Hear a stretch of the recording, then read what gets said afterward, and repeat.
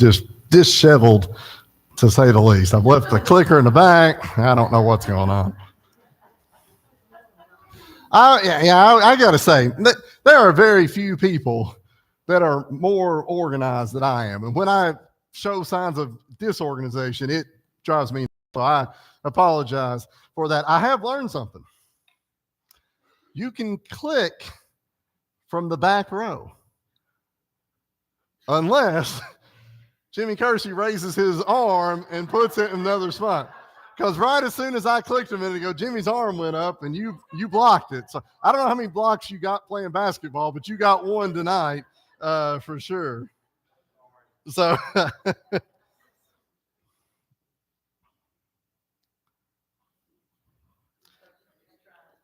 I was trying,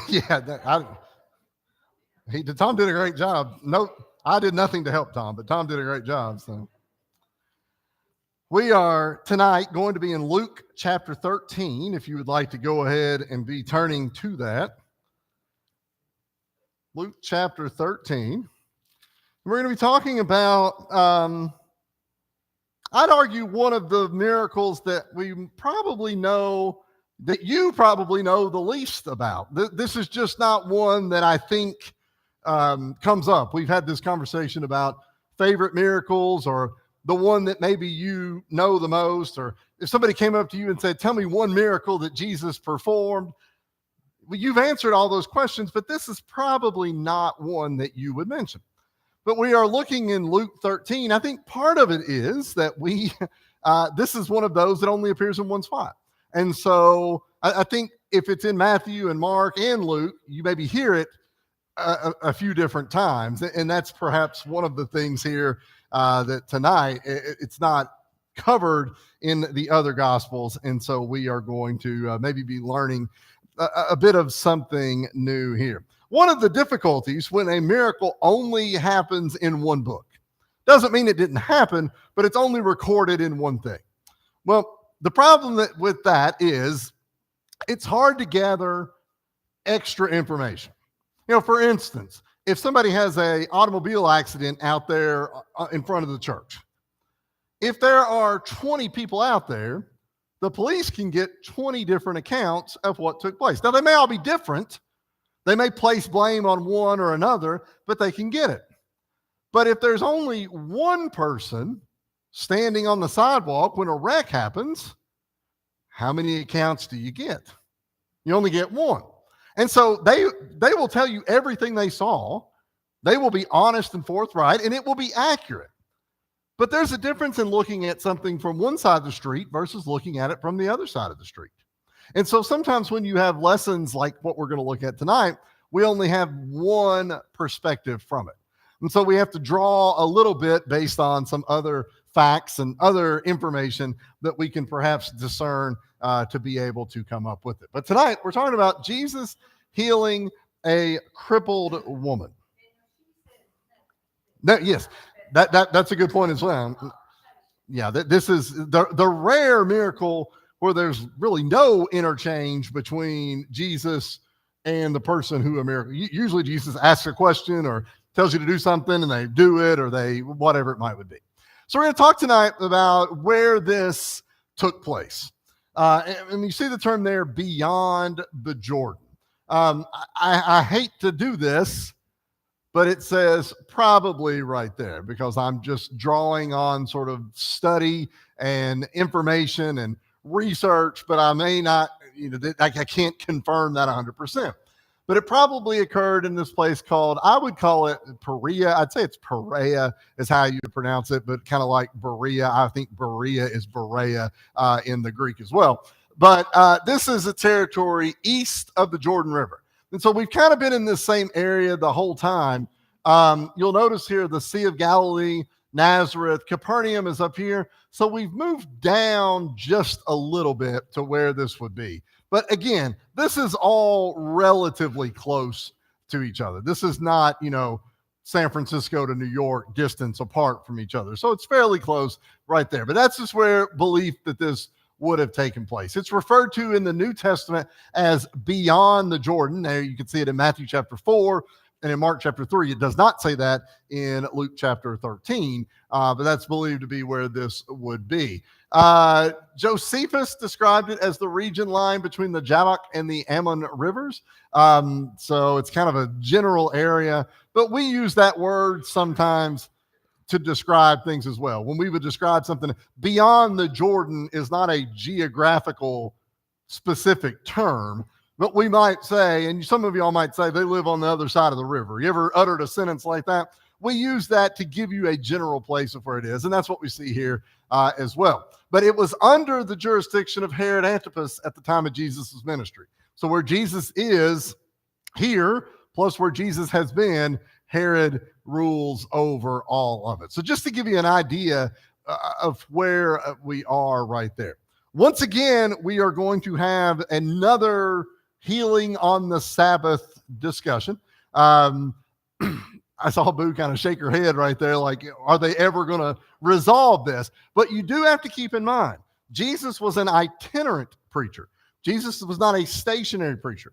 If I preached the same sermon every Sunday to all of you, how many of you would get tired of it after eventually? You would like to hear something else. But Jesus was going from point A to point B to point C to point D. And so when we read this a couple thousand years later, we can be frustrated by the fact that why are they not getting this? But many times this presentation is being made to a different group of people. And so that maybe we can be frustrated as a reader later, but at the time, different people are hearing different things. But it again involves healing on the Sabbath, and it causes the indignation of the ruler in the synagogue. Jesus called to him a woman who was unable to straighten her back, and we'll see that. We got a little picture right here. The infirmity was blamed on Satan. We did this last week a little bit as well when there was the debate of the guy who couldn't speak, right? And what was the question that the apostles asked Jesus last week? Was it the parents' fault or was it the son's fault? What did Jesus end up saying? It wasn't either one of them's fault, but say it again. Blind. I'm sorry, blind. I just finished reading a book about a woman who couldn't speak. I'm mixing my genres here. But he was blind, but they ask, whose fault was it? And Jesus ends up saying that it's not anybody's fault, right? It allowed him to be able to perform this miracle, was what he said. Ben?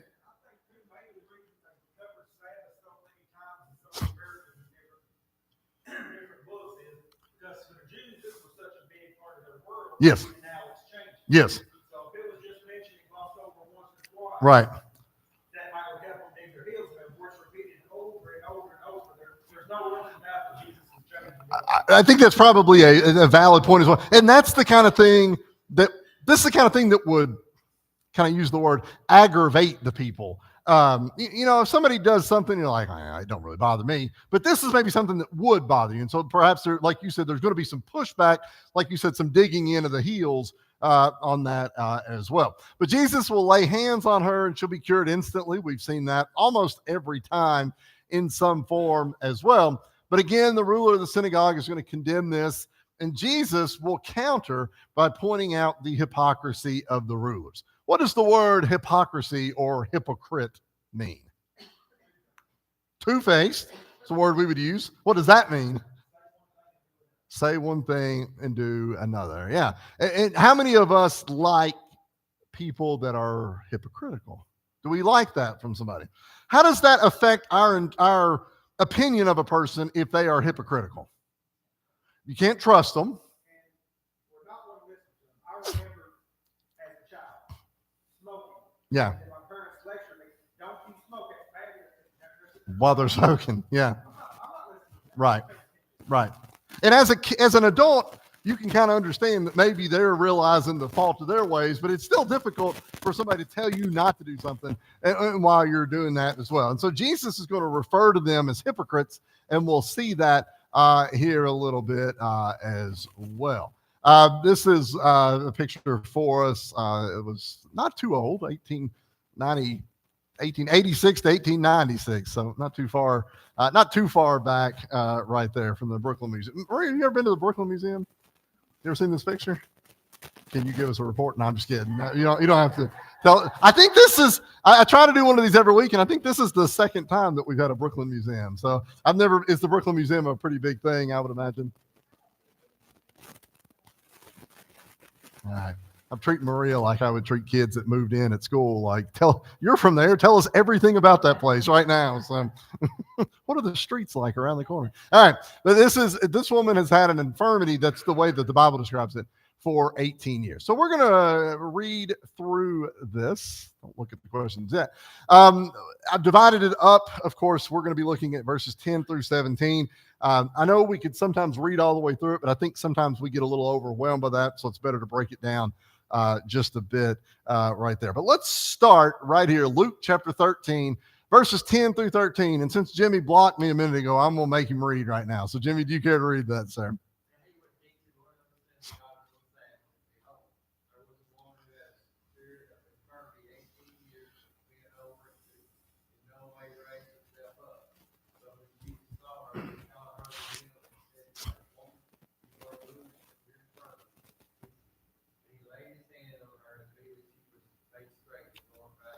All right. So again, we see a miracle that doesn't really take a lot of time, right?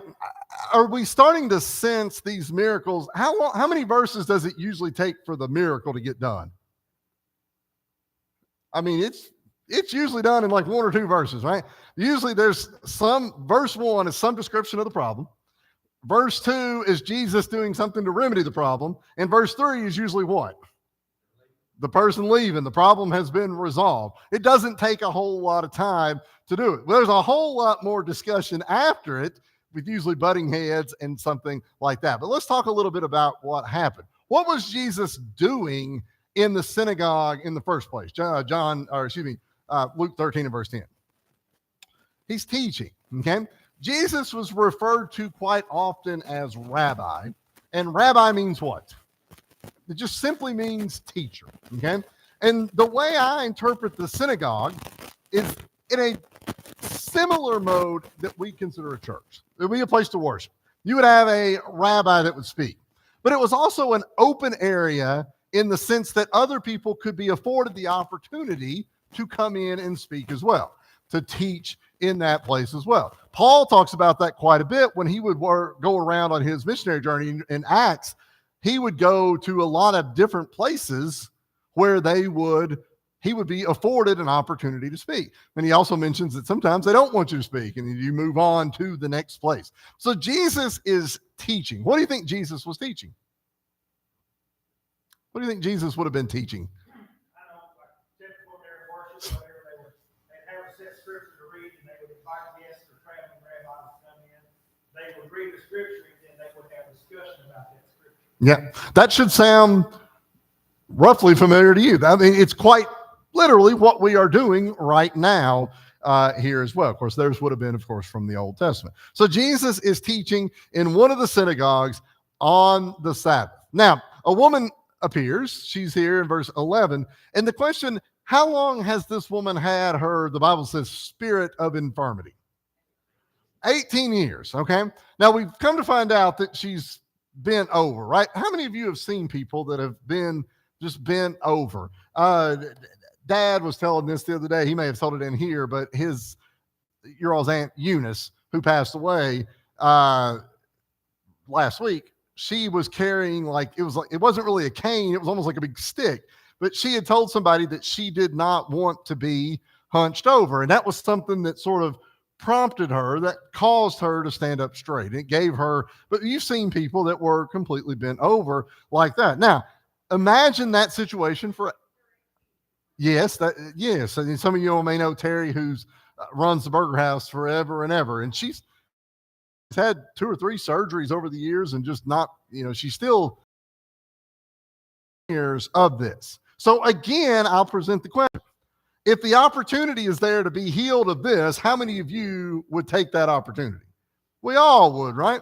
This is about as bad as it could possibly get for a person. Now, how does Jesus heal her? I'm sorry. Uh-huh.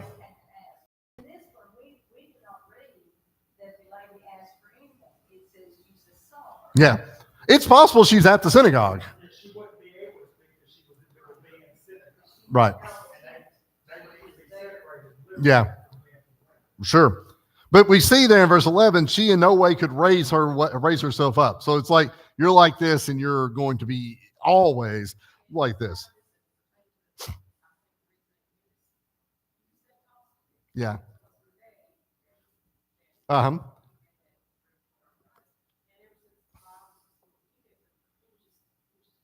Right.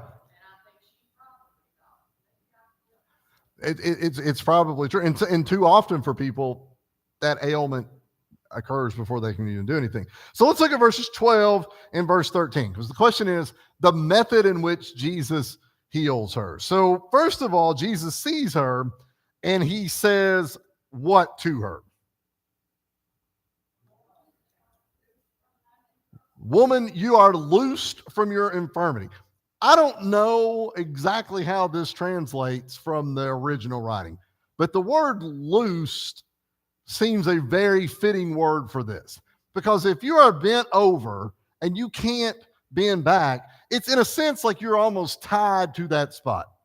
And if you are loose, if you're unbound, then it's almost like, think about if you've got a rubber band around something and it's real tight. If you let that rubber band go, if it's a bunch of index cards, you let that rubber band go, what's going to happen to those cards? They're going to fly. And it's almost like the word loosed here. She's like this, and all of a sudden it's going to, almost like a cartoon would spring you back up. But he says, woman, you are loosed from your infirmities. I don't know if that's what it means, but that's how I interpret it.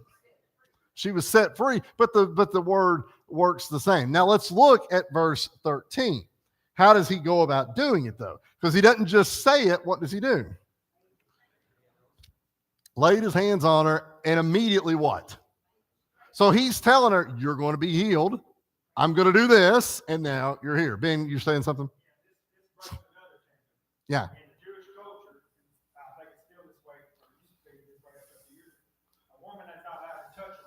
Yeah. She's not your wife, she's not allowed to touch you. It's some of the rules that the Pharisees described as set up. So Jesus here not only is he breaking that rule, you have the one come in over and teach you, but also putting his hands on her to break another one of their cultural habits. And we've addressed that a little bit, and we'll talk about that a little bit more as well. Some of these sort of cultural rules that became scriptural in many ways. How does the woman react upon being healed? I think it's only 3 words, right? Praise or glorify God. How would you have reacted had you been her? Probably the same way, right? This is, again, 18 years of this and it being fixed just like that. You know, we talked about the lady in Lancaster, like she's had multiple surgeries and it might have repaired some things that hadn't really fixed it. This woman was fixed just like that. You would have been certainly glorifying God for that.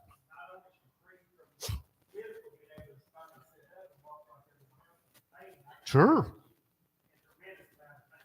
And think about too then all the doors that would be open for things that you could do that you weren't able to do in the past. I mean, think if you were how hard would it be to sweep your floor? You know, that would be really difficult to even do something, just to be able to cook or to be able to, to just enjoy life. Really, to walk from me to you would be difficult. And so it opens up a great door for her here as well. This is only verse 14 because we've seen the miracle. So we're going to move on from the miracle and we're going to see the criticism, the complaint that comes with it. Jill, do you care to read just verse 14, dude?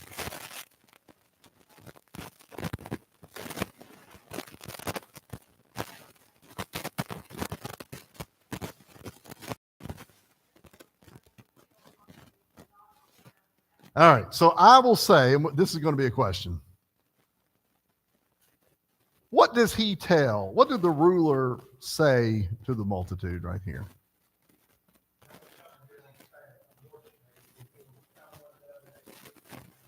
This is one of the harshest statements that we've had in this series of miracles.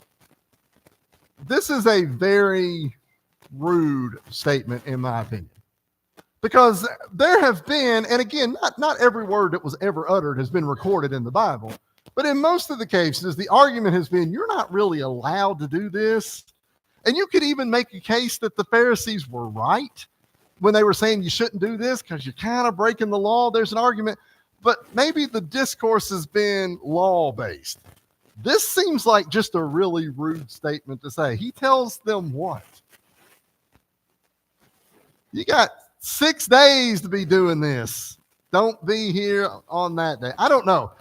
As I was preparing this, that just felt like that was a step too far. A hateful comment for somebody to make right there. Especially, again, this comment was made not before the miracle, but made when? So after you've seen this woman who they probably knew, who's been bent over for 18 years, they see her back up, and that's your first response. Yeah, morning, noon, or night, the first of the week, the middle of the week, it doesn't matter on that. This question, just as I was getting ready for this just kind of popped into my head. What reactions might you expect from the crowd upon hearing what the man said? This is not a verse 14, you're going to find it. I want you to drop little you into the crowd right there. What reactions might you have expected upon hearing him say that? Here you are supposed to be the leader of this church, or this religion. You're supposed to be the compassionate, loving, gentleman, all God's representing. But yet you're here chiding this woman for being healed. Yeah. For somebody doing God's work, because obviously God did her with everything. Right.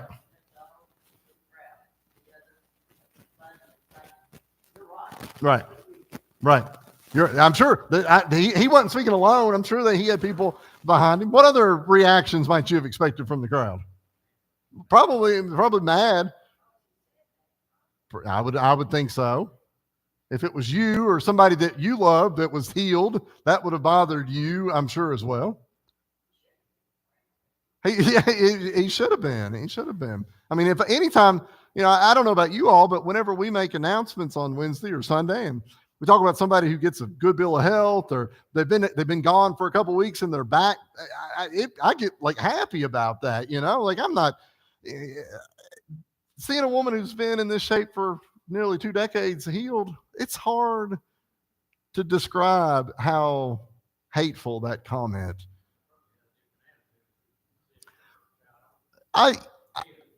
That's a really good point. Tom said, if you didn't hear him, he said his attitude might have been different if it had been his wife or his daughter or him. Yeah, you're not wrong. You're not. Yeah, but you're not wrong about that at all. And so, Melvina said a minute ago, the reactions. There's always different views in the crowd, but I just wanted you to think about how you might have reacted to that. All right, let's go a little bit further. This is the end of it, Luke chapter 13, and this is verses 15 through 17. Mom, do you care to read it?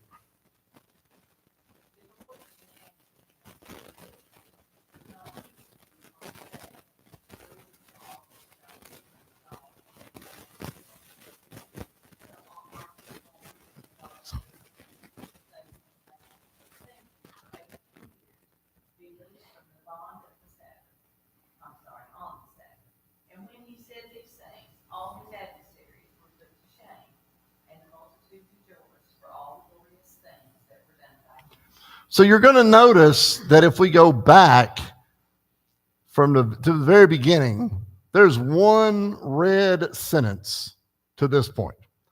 And in that red sentence, which is Jesus speaking, it says, "Woman, you're loose from your infirmity." And right after it is the action that Jesus performs as well.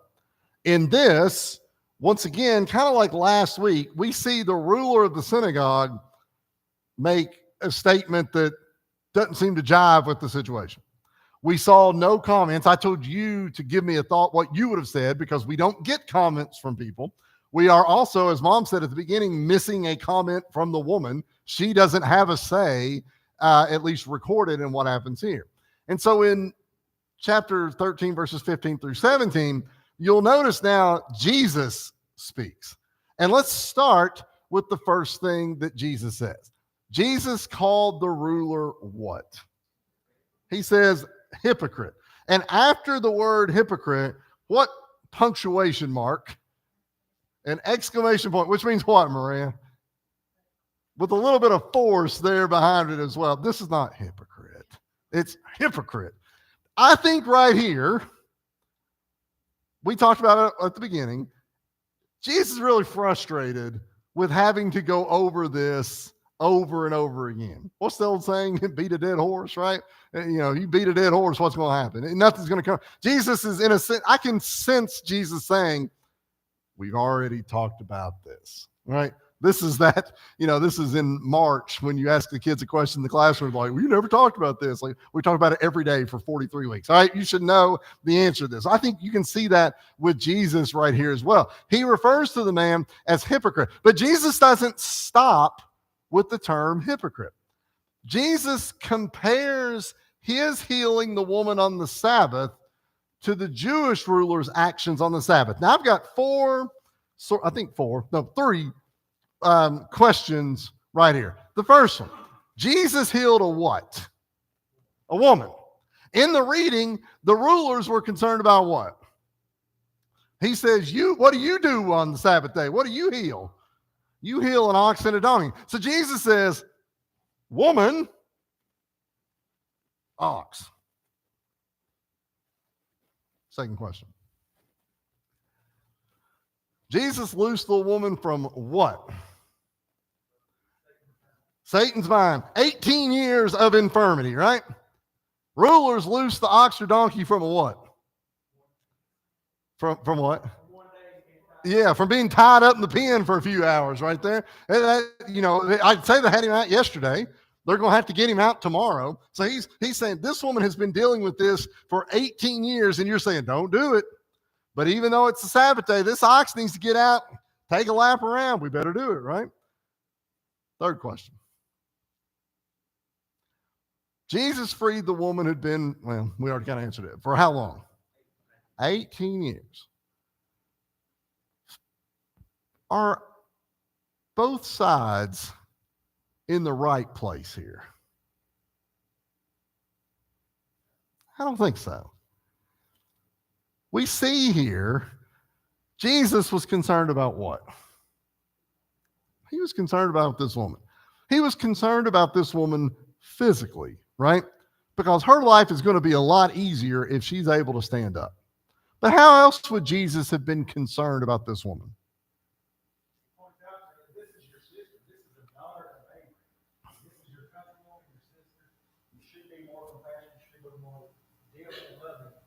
Yeah. What do you think her opinion of Jesus? We don't have any recorded words from her, but what do you think her opinion of Jesus would have been in, let's just say, if there was a Luke chapter 10, verse 13 and a half? What do you think her opinion would have been of Jesus? She would have loved him, right? So Jesus is concerned about her physically, but what do you think then this woman's going to do whenever the people in her community ask her, what happened here? What's she going to say? She's going to spread the word of Jesus. What were the miracles? What's the purpose of miracles? To confirm. And then Jesus, we don't really see this much anymore, but in the early miracles, Jesus was telling them what whenever they got healed. We haven't seen that in 2 or 3 weeks, right? It's too late now. The hay's in the barn. They already know this, but what is she probably going to go do? She's going to go spread that word there as well. Jesus is concerned with her. The Pharisees, this ruler of the synagogue, is concerned with what? Well, it's not even the law, because God gave the law, guys. Yeah.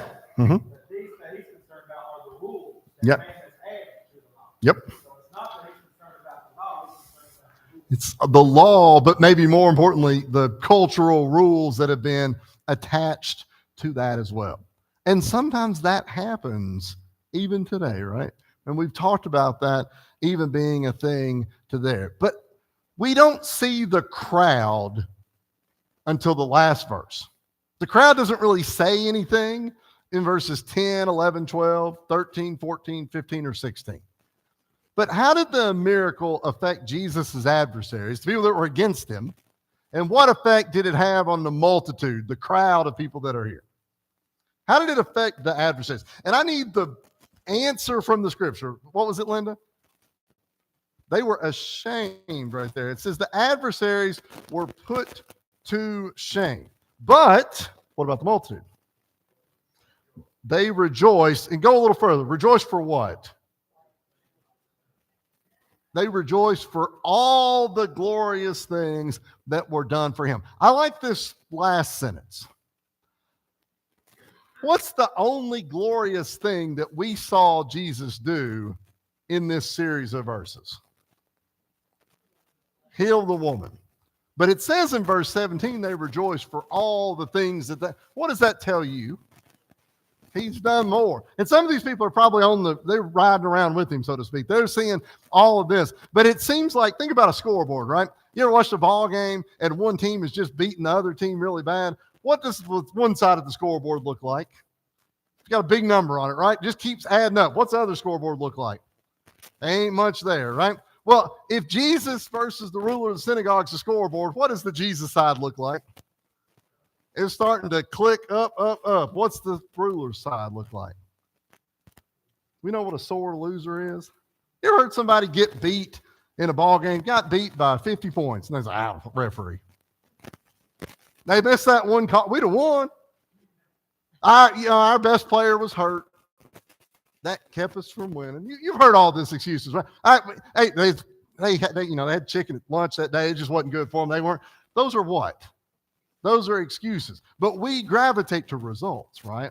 When we see one team succeeding, we say that is an impressive team. What were the people saying when they saw Jesus? That was impressive. They were glorifying in because as we've seen over and over again, Jesus did things that the rulers of the synagogue couldn't do. And the rulers of the synagogue were trying to get the win on a technicality, but Jesus was showing the results right there in front of them. Thoughts before we wrap up?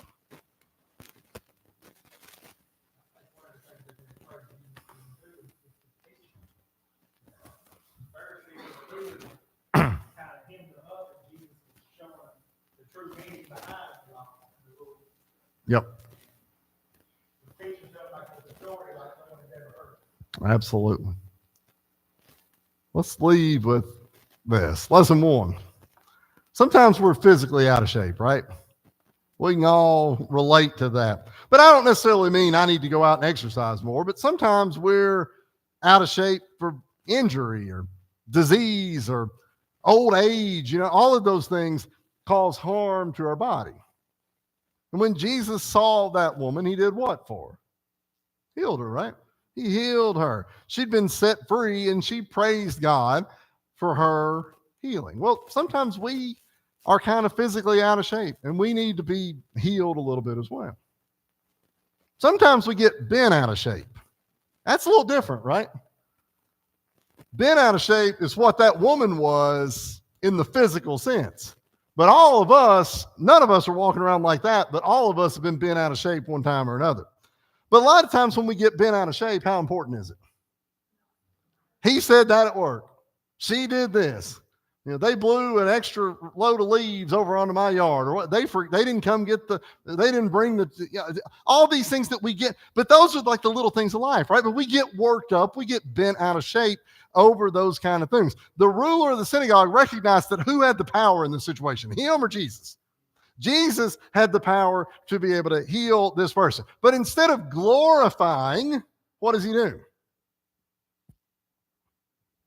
He complained. He fussed at Jesus. You're violating the Sabbath. All right? You are violating the Sabbath. Was he bent out of shape in this case? He saw somebody doing good, and it made him look bad. And instead of saying, I could follow this guy, or I could try to do what I can to help other people, he said, nope. You don't need to be doing that.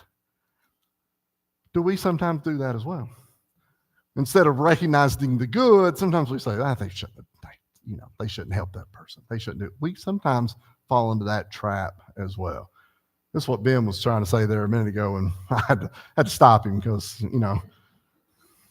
co-teacher over here. Rules are good, but people are more important, right? And that was something that the Pharisees quite often didn't recognize. or at least they didn't want to show that they recognized that. The rules had to be there. There's laws that we have to follow. The Old Testament was full of laws, and there's New Testament laws as well, although we don't really refer to them as laws. But Jesus called the ruler a hypocrite for complaining about his healing. But it seems like that the ruler of the synagogue's done some work on the Sabbath day as well, right? He said, if it's your ox, you'll go get him, but you won't fuss about me. Do we do that sometimes as well? We fuss, what's the, I think I mentioned Sunday night. What's the plank and the speck, right? I can see the speck in your eye, but I can't see the plank that's sticking out of mine. We sometimes do that, right? One of the reasons he was put to shame so bad, it's not so bad. An example, when the woman caught in adultery, when Jesus was writing in dirt, everybody says he was writing people's sins. Mm-hmm. I bet that this Pharisee just got through turning his donkey or ox loose at and Jesus is like, God sees, God knows. Right. May very well be the case. But Jesus was always more concerned with helping others than it was by keeping the rules. Who benefited more by what Jesus did in this lesson? The woman did. But who also maybe an ancillary benefit of what Jesus did? The crowd. The crowd. The woman was healed, but the crowd saw what it did, and the crowd was on Jesus' side as a result of it. And that's important, whether it's Sunday, Monday, Tuesday, Wednesday, Thursday, Friday, or Saturday. It doesn't matter what day it is. That is important, that the other people would be able to see what Jesus had done. Any questions? Thank you all so much.